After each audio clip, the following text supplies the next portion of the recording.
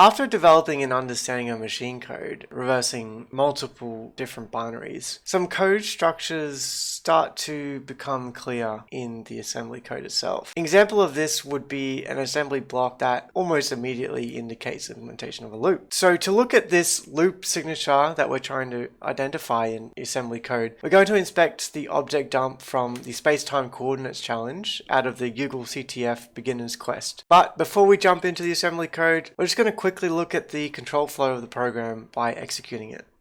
In this case, it's just called ran2, and let's go ahead and run it.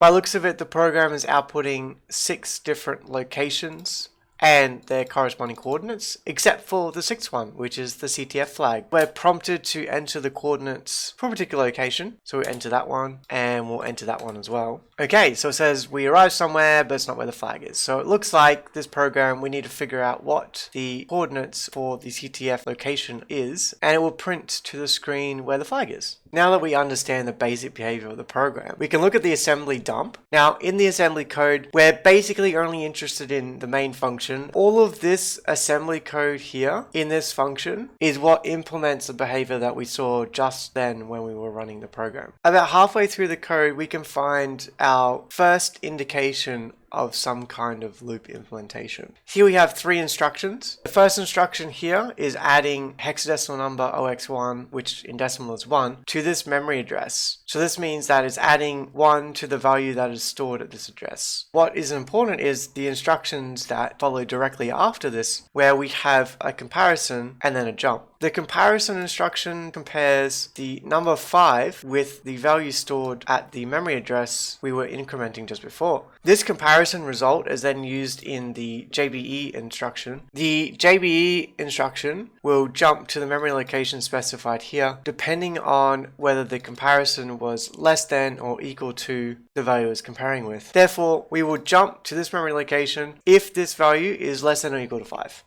In essence, these 3 instructions implement a loop in entirety. However, to have deterministic behavior, the local variable needs to be initialized before it's used in the loop. We can actually search for this particular memory address to see where it's initialized. In this instruction, it is moving the value 0 into this memory address. We can actually conclude that this is initializing the local variable to 0. Following directly after, this is the entry point to the loop, which it then goes down to here, does the comparison after the addition, and jumps back up. To further illustrate how this actually implements a loop, I'm going to go ahead and translate this into a high-level for loop. So what I'm going to do is I'm going to start stripping out some of this code and replacing it with some for loop logic. What we know here is this is initializing the loop. So we can say int c equals 0. Now we can get rid of this instruction. And we also know that this jump isn't related to the loop itself. The loop starts here. We saw that before in the jump.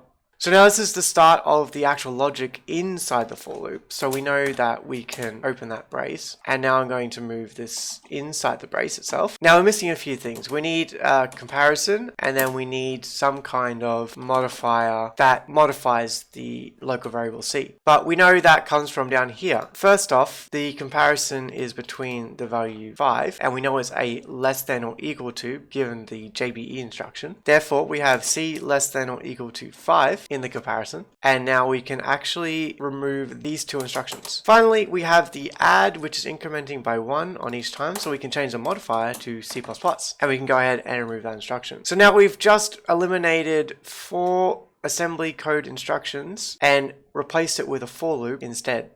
So I hope this really illustrates exactly how you can identify a loop in assembly code and even potentially translate it back into a high-level programming language loop itself.